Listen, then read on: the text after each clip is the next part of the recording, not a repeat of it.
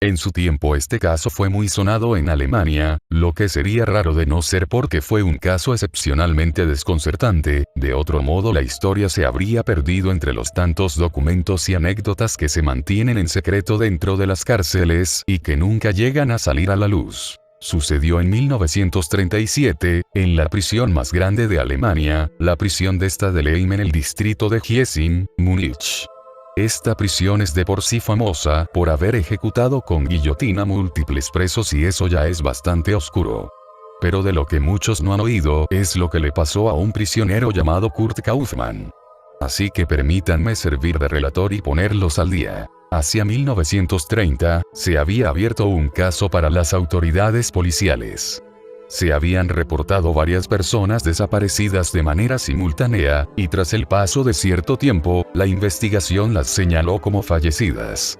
Sin embargo, parecía obvio que esas muertes estaban vinculadas de alguna forma y la gente no tardó en suponer lo peor.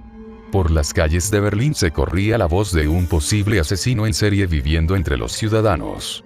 Finalmente las sospechas de todos se confirmaron. El 20 de junio de 1931, la justicia sentenció a Kurt Kaufmann a prisión.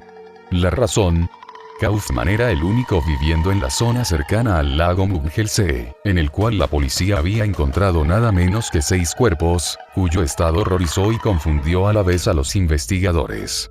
Los cuerpos estaban completos, pero mostraban enrojecimiento e hinchazón en varias zonas. Por supuesto era lo de menos, lo verdaderamente extraño estaba en sus órganos internos que tenían. Esa es la cuestión, los órganos internos no estaban. No es que todo hubiera desaparecido. A unos les faltaba uno o ambos riñones, a otros el páncreas, a otros parte del intestino. Como sea, todos compartían esta singularidad y lo que es más, no tenían idea de cómo los habían extraído. No había incisiones, heridas, marcas de costura o siquiera moretones. Cómo había sido llevado a cabo semejante crimen era para todos un misterio. Según los testimonios, Kaufmann se declaró inocente y sostuvo que no tenía idea de quiénes eran las víctimas ni de quién había realizado tal atrocidad, y a pesar de que se le interrogara sobre lo ocurrido, del por qué y del cómo, Kaufmann no respondió, alegando que él era libre de toda culpa, de que aquello era un error y de que había sido inculpado. Aún así la decisión se mantuvo y Kaufmann fue sentenciado. Pasaron algunos años mientras él cumplía su condena y aún seguían tratando de resolver aquel asunto.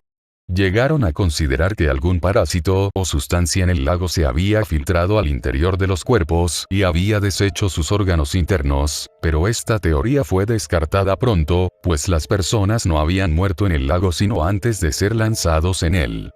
Finalmente desarrollaron la teoría de que Kaufmann había usado en sus víctimas algún tipo de químico corrosivo que había carcomido su interior, esto sustentado por los diferentes compuestos farmacéuticos encontrados en su morada, se acordó como la explicación más razonable, aunque no podían comprobarlo en los cadáveres en aquellos años por su estado deteriorado, eran suficientes pruebas para darle la pena de muerte. Mientras tanto, el preso recibió crueles tratos dentro de la infame prisión, su continua resistencia al control interno le consiguió malas pasadas, y en especial, el jefe de guardia se había ensañado profundamente con él y en el 36 fue trasladado a una celda de máxima seguridad conocida dentro de la penitenciaria como Der Kloake, y que era una verdadera referente de la crueldad, incluso si sobre un criminal se tratase.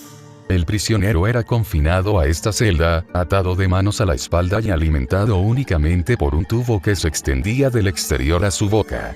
La celda era impenetrable y la única llave la tenía el jefe de guardias. La fecha de ejecución se había fijado para un 20 de septiembre del año 1937.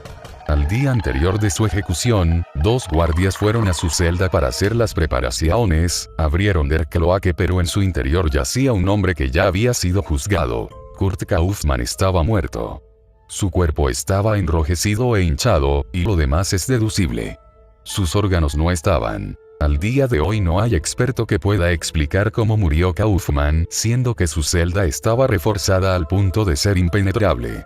¿En qué momento, quién o qué entró y acabó con la vida del ya desdichado Kaufmann? Su incógnita es tal que la historia pasó de preso en preso, de guardia en guardia y de boca en boca. Una extraña pero fascinante anécdota que se escapó de la confidencialidad. Les pregunto a quienes leen este relato, si Kaufman estaba aislado custodiado las 24 horas del día, si se investigó a cada guardia que tuvo que ver con él, sin hallar culpable a ninguno, quién o qué mató a Kurt Kaufman, y a los otros 6. Para terminar, cuando vieron la oportunidad de examinar el cuerpo de Kaufman recién fallecido en las mismas condiciones que las víctimas del lago, no encontraron pruebas de ningún componente químico extraño y concluyeron en que la teoría del corrosivo estaba errada.